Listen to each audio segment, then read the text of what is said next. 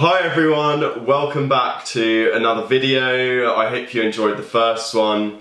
Today we're moving away from the Asian cuisine and we're moving towards Italian. We're going to be doing a Risotto Milanese or a Saffron Risotto. It's a very quick, easy risotto to make. It requires very little effort. It's just a bit of stirring. There's only 5 or 6 ingredients involved. It's really not complicated at all. As I said, the prime ingredient is saffron. You can get our saffron in the Gunpowder Chest. And you might think when you get your saffron, why have you only given me a pinch of it, you stingy whatever? The reason for that is just because it's very expensive and it's also a very powerful spice. You really don't need that much in any dish to really taste and feel the saffron in the background of the dish. In this risotto, it's the prime flavour of the dish because you're using so few ingredients that you really get the hit of the saffron through. And if you're cooking for, say, 4 people, you'll probably only need about 0.3 grams of the saffron, which is probably about half of this, or just over half of this, because you get 0.5 grams in this. We get our saffron from Iran. It comes from the crocus flower, so it's the little bit in the middle of the flower. So, I mean, just to kind of take you through, I guess, a bit about saffron. You might see when you buy saffron, or if you've ever bought saffron from a supermarket, or from a big retailer of spices like Bart's or Schwartz, that it comes wrapped in a golden packet, and you might wonder when you get ours why it doesn't come wrapped in a golden packet. It's actually just because in those supermarkets and stuff they get a much lower quality of saffron, a much lower grade saffron. And by wrapping it up in the golden stuff, what they do is they hide the yellow tint to the saffron.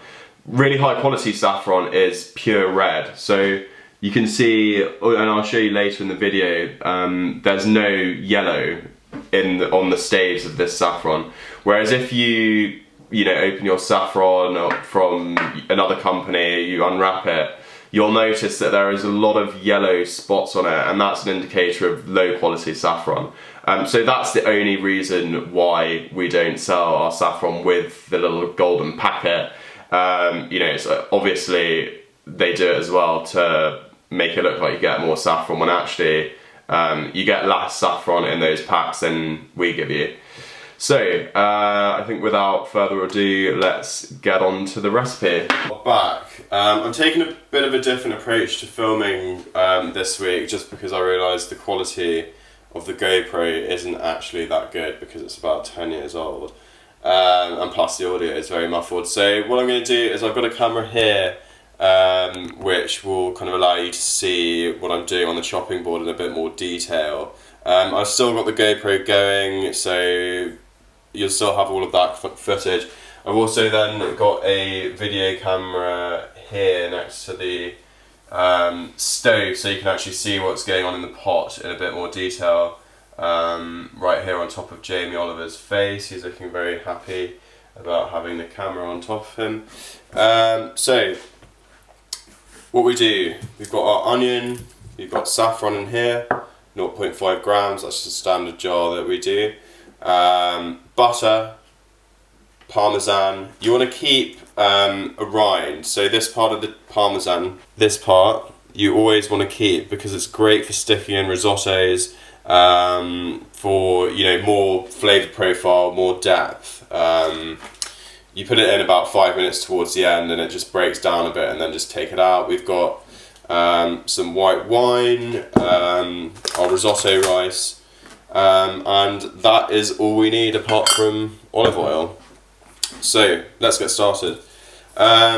First thing we want to do is just take, I'm actually going to use a knife. Like as it says in the recipe, it's your choice whether you grate it or cut it, or chop it, sorry. The reason why you want to grate it is because we want to see the onion basically completely dissolve into the risotto. We don't want big chunks or anything kind of floating around in the risotto. We want it to completely dissolve, so you know you lose the texture of the onion. All we're looking for really is the sweetness. So that's why we start cooking it first, is to cook it out, remove the water content, and get the onion to give its natural sweetness to the dish. So, I'm just very roughly taking all of this stuff off. When you are grating, you do want to be a little bit mindful that the way if you think about an onion, the reason why it makes you cry is because when you break down the cell barriers, stuff is released from there, which then gives you a crying reaction. So that's why when you're chopping an onion, you tend not to cry as much unless it's a really young onion or you completely butcher it, because you're not really interrupting or breaking down the cell barriers too much. Whereas when you're grating, you really are breaking open those barriers, so you get a lot more of the stuff coming out, which makes you cry. So when you're taking your onion to grate it, just look away, I would, because otherwise you may start crying. Let's see if I do or not, but hopefully not. So all the grating does is just, it breaks it down into into something that's much finer and dissolves much easier than it would if you're chopping an onion.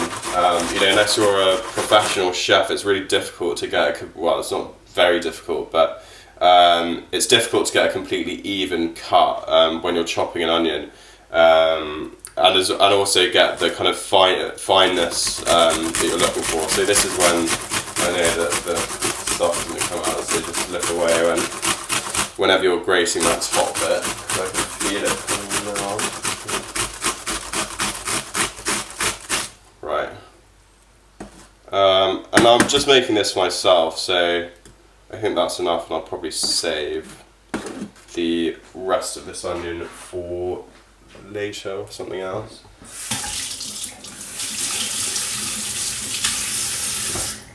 Okay. Just cut that. So, oh yeah, I also forgot to mention, I've got this chicken stock which I made over the weekend, just because we had a roast chicken, and whenever you're doing a whole roast chicken, always boil it down into a stock. It's so much better than a stock cube. It's far more fresh, it's far more tasty. You actually get the real flavour of chicken through. So, I mean, it's so easy to do as well. All you do is just take all the meat off the carcass, put the carcass in some boiling water with onion, carrot, you can put celery in, maybe a bay leaf, some thyme, and then season it really heavily with salt, a few peppercorns in there, and just boil it down.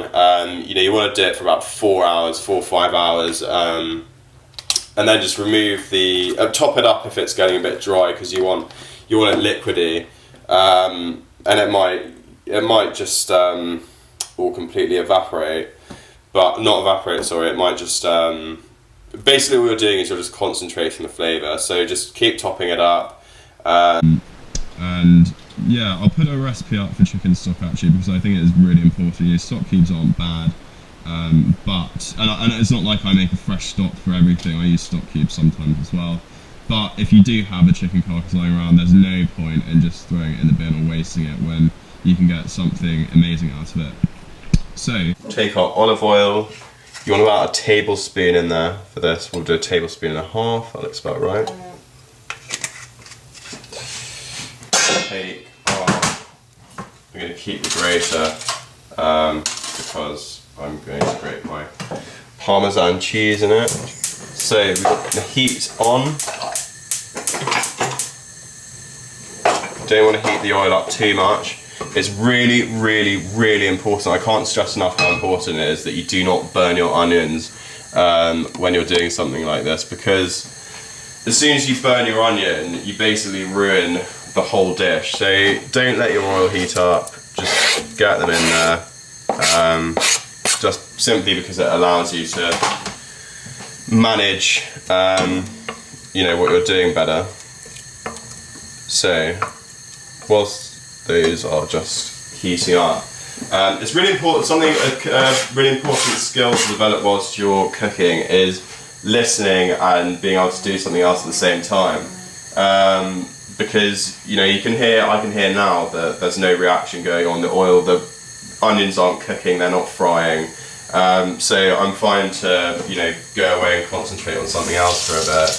And, you know, I know that grating this parmesan is not going to take me a long time, but eventually we'll be able to hear the onions start sizzling. So take our cheese. This is just a bit of leftover that I've got.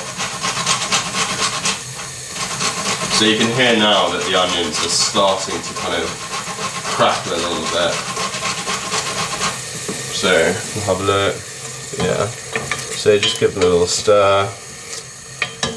As you can see, there's far more liquid, or the water's being released far faster than it usually is when you chop your onions, when you put chopped onions into something.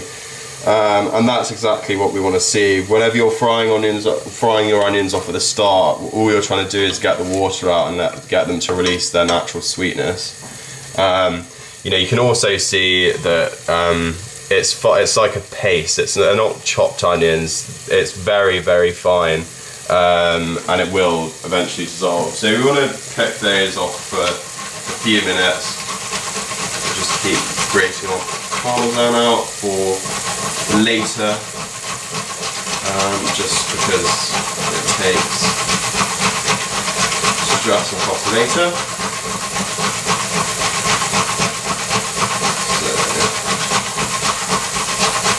I'm actually not going to grate as much as I would in the normal recipe, just because I'm only cooking this myself. I'll do enough portions for, so this would be a recipe for 2 people. So if you were doing it for 4, you just want to take the whole onion. Maybe, you know, if you had a very large onion, then you want to do 1.5. But if you're doing it for 2, just take 1 onion. The only reason I didn't finish it off is just because I'm really kind of trying to cook this portion for myself. So just have a smell, and you'll be able to feel it on your eyes, you'll be able to feel the acidity of the onion. It's really important to use all the senses that you've got to kind of understand exactly where something is in the cooking process rather than just looking at it, because, you know, the likelihood is that sometimes if you are just looking at something, you're not able to see what's going on underneath, so it might just be catching and burning. So we can see that all of the water has just about evaporated. So I'm going to take the heat down a little bit, just because, like I said, if you do burn the onions, it's pretty disastrous. You know, if you do, then I would probably just start again, because it's really, really not worth it. Burnt onion is just one of the worst things in any dish. It completely ruins it. Okay. So I've probably got about 30 grams of parmesan here. I know in the recipe, so the recipe is 75 grams of parmesan. Right, so now I'm going to turn this heat down. We're going to get our paella rice.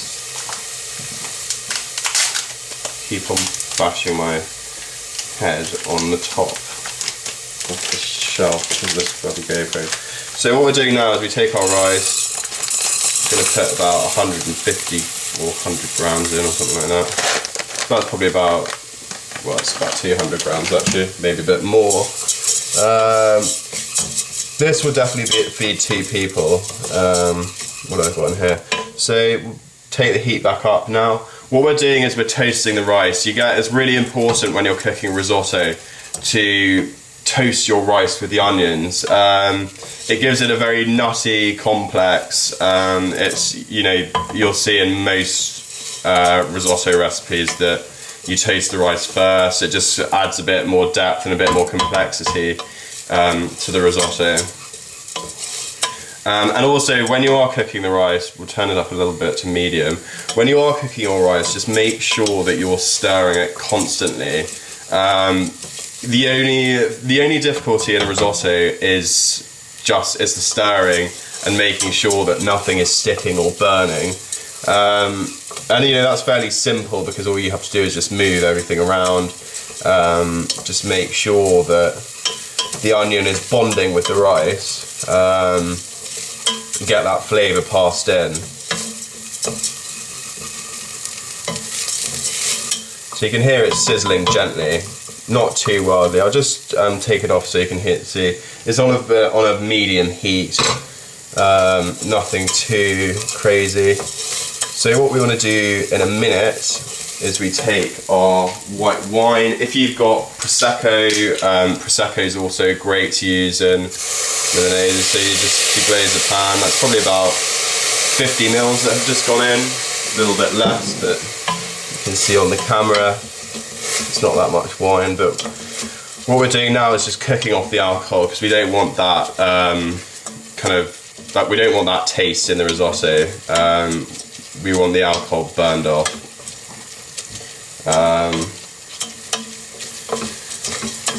Okay. So boil our kettle up, get our stock ready to add. Just keep stirring. As you can see on the bottom of the pan, it's got a little. There's a little bit of liquid, a little bit of glisten. You always want to have that so the rice doesn't burn. It's almost like, I think of it as a kind of protective layer. Because if your pan is completely dry, then the stuff is going to burn, and that's not what you want. So it's still on a kind of medium-low heat, just gently cooking our rice off. The kettle's boiled, so you want about I'm going to do just under a litre of stock in this. If you're cooking for 4, then take it to a litre, maybe a little bit more. So you can just hear the rice cracking a bit, which is when you know it's kind of okay. So always make sure that you put your stock in hot. Never put cold stock in. And at the start you want to add it bit by bit. Because this is how you make a creamy risotto. It gets the starch out of the rice. So don't add it all in at once. Add, you know, that was about 100 mils or something. Just get that in there. We cook it off a little bit at a time. We do 2 or 3 additions, and then we can add in the rest of the stock. So what I'm going to do now is I'm just going to grab my phone and do a timer. Because basically what you want to do is you want to cook this off for about 10 minutes. When you get to 10 minutes, that's when you want to add your saffron, and then we cook for another 5 minutes with the saffron. So you can see that most of the liquid's being cooked off. You've still got this little glaze on the bottom. Like I said a minute ago, it's really important that that's there. That's a sign that that it's coming on well, you're cooking it correctly. So we're just waiting for it to absorb all of the stock that I put in before I do the next addition. There has been quite a bit of debate about whether it does make that much of a difference if you add it bit by bit or all at once. I do it bit by bit just because that's the traditional method. My mum's always done it like that, and she taught me how to make risottos when I was younger, so it's just something that I do. And I think that it makes them turn out better, but like I said, there has been some debate as to whether it actually does make that much of a difference. But you know, just for the sake of For the sake of whatever, I don't know. I just add it bit by bit, just because that's the method that I've been taught. Like I say, cooking it's a personal thing. If you want to add in all of your stock at the start, you go ahead and do that. If you think that's the right way to do it, then that's fine. There's nothing wrong with it. Cooking's a personal thing. It's just I prefer adding it in bit by bit because that's how I've always been taught. So now we're getting to a point where we can kind of relax a bit more, put a little bit more liquid in each time. So how's our timer doing? We've got another 8 minutes of cooking this. I might fast forward this part just because it's not the most exciting thing to see, just me saying rice.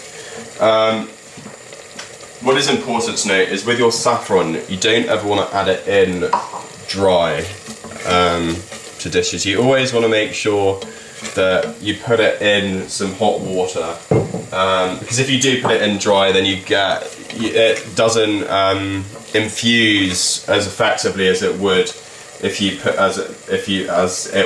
God, sorry, complete tongue twister. It wouldn't infuse as well as if you just put it in a bit of hot water. So that's probably a little bit too much for me. So yeah, as you can see, make sure you keep stirring your risotto. So not too many. There's a few in there. There's not that much. So take some boiling water, literally about 10 mils or something. A tiny bit more than that. And just let your saffron infuse. Let it sit for a few minutes whilst you stir your risotto.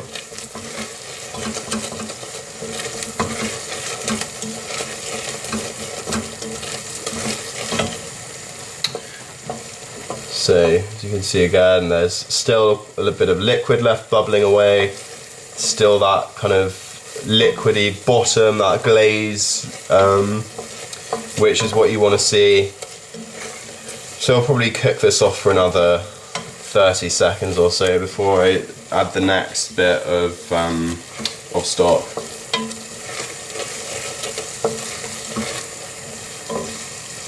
And you can see already that this is comfortably going to do 2 portions of risotto. Just make sure you give your saffron a bit of a stir to make sure it's infusing properly. And you'll be able to smell it straight away when you add the water. It's a very, very strong smell. It's kind of got a bitter, metallic-y smell and taste to it, but it's really delicious, and it gives the risotto such a beautiful colour that you'll be able to see right at the end. How are we looking?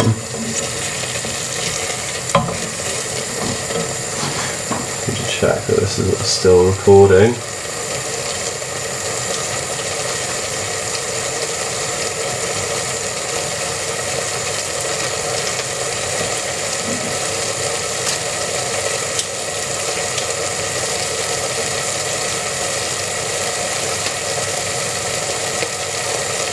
Okay, so one of my cameras has died, which is great. So, I mean, to be honest, it doesn't really matter that much because most of the stuff we're going to be doing is here. It's quite fortunate for me, otherwise I wouldn't have been happy. So, like, I know I keep saying it, but it's so important. That glaze and the liquid is still there.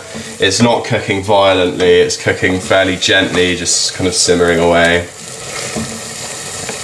How long have we got? 4 minutes. More before we add the saffron.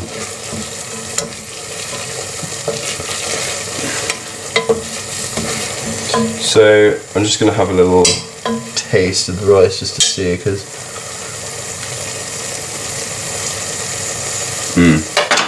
yeah, it's still got quite a bite to it, but I think after about 2 minutes we'll be able to add it in.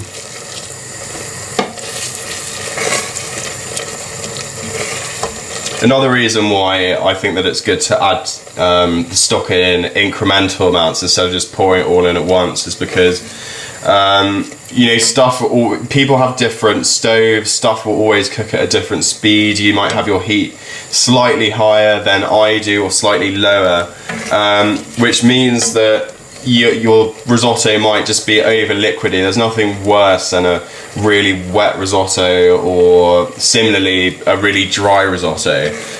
So by adding it in increments, what you do is that you take that out of the equation, you manage the liquidity level, you manage the texture, so you just ensure that you don't get that really horrible sloppy wet risotto. I mean, to be honest, the thing with a Milanese is that at the end, I mean, you do this with most risottos. There's this process called I think it's mantecatara or something. It's something like that.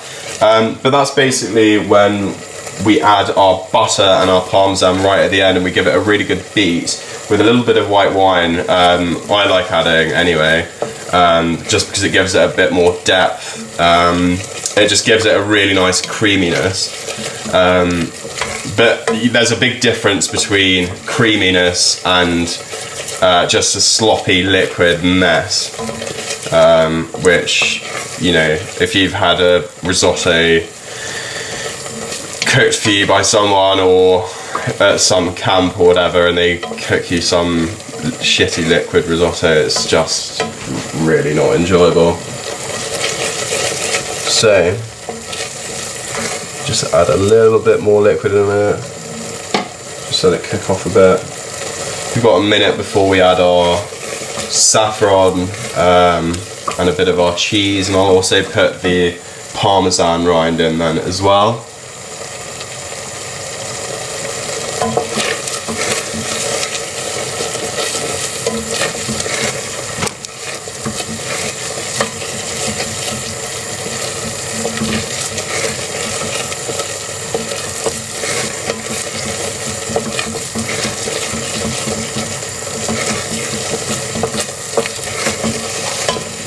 So I think we can put our stock in. You can see the liquid starting to thicken up again. And I think I'm going to pop the saffron in now. So you'll be able to see straight away, look at that lovely golden colour. The saffron's not even in there, so just make sure that you get everything out.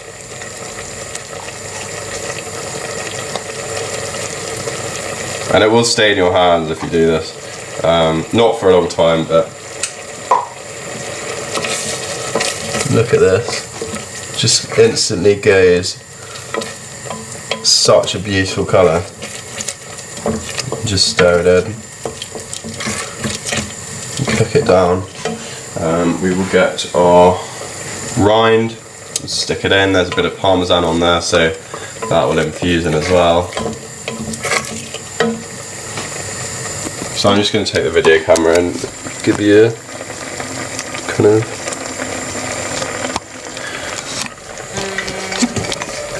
so there's the timer. We just turn the heat up a little bit. As you can see, I literally put it, it's probably in about medium now, verging towards medium high. But just keep cooking it down.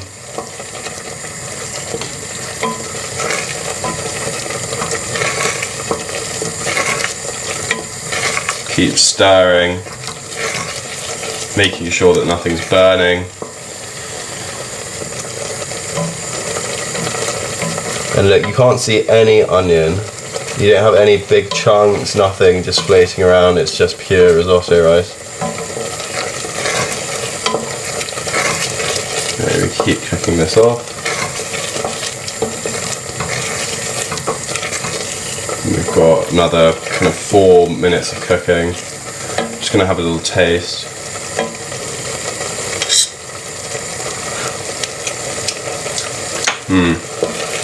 It's getting there. I think it will actually be ready quicker than I think. So that's why it's important to taste.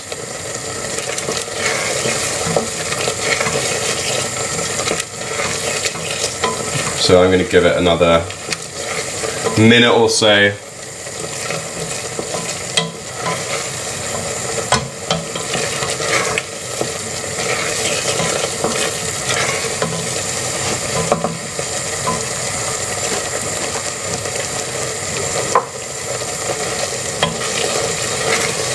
As you can see, it's when you've got these kind of bubble holes popping up, that's kind of the level of liquidity that you're looking for in a risotto at this point. You don't want that at the start or in the middle. When you get that at the end, that's kind of what you're looking for. So I'm just going to have one more taste. Okay, that's ready. I quite like my risottos with a little bit of a bite. Other people, not so much. So take our butter. The recipe calls for about 25 grams. I think this is probably about 75. So I'm just going to take that, put it into little slices. And this is the manteca tart or something. So just get our butter in there, get our parmesan, a tiny splash of white wine, literally just like a glug, depends on what time it is. Okay, and then we just want to just put this back in front of the camera, just beat it in, and you can see that it starts taking on this wonderful creaminess.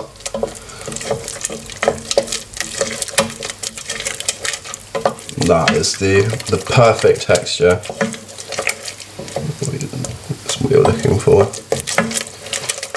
Nice and creamy, not slop. I mean, you can just see by the way it moves. It's creamy. The sauce kind of holds together. It's not like a liquid. Well, it is a liquid, but you know what I mean. It's not a watery kind of liquid. Right. So I'm just going to have a little taste.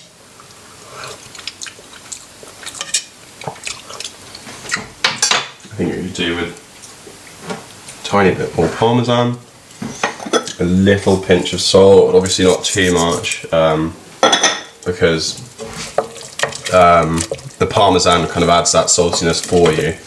And then we're just going to do a little tiny crack of pepper, not much at all. Just to give it a bit of a bite. I think that is pretty much ready to go. So I'm just going to take well, actually I'm just going to leave the rind in there. So get a plate. Well, actually we'll do it in a bowl. It's really good.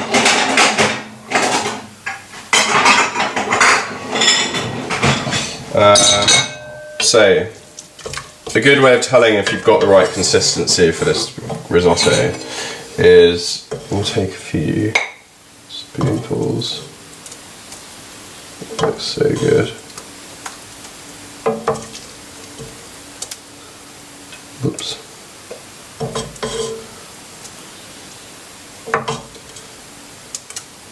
Lovely bowl. That's about enough for me. And then I'm just going to clean this up.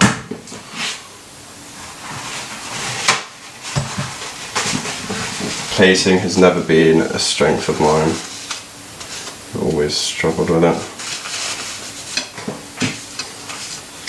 So, the way you can tell it's good is if you see this, if you tap it, it should flatten out like this. That's when you know you've got the right kind of consistency for the Milanese. So I'm gonna very much enjoy this. I know the quality of this camera is not too great, but Let's see if that's... Yeah.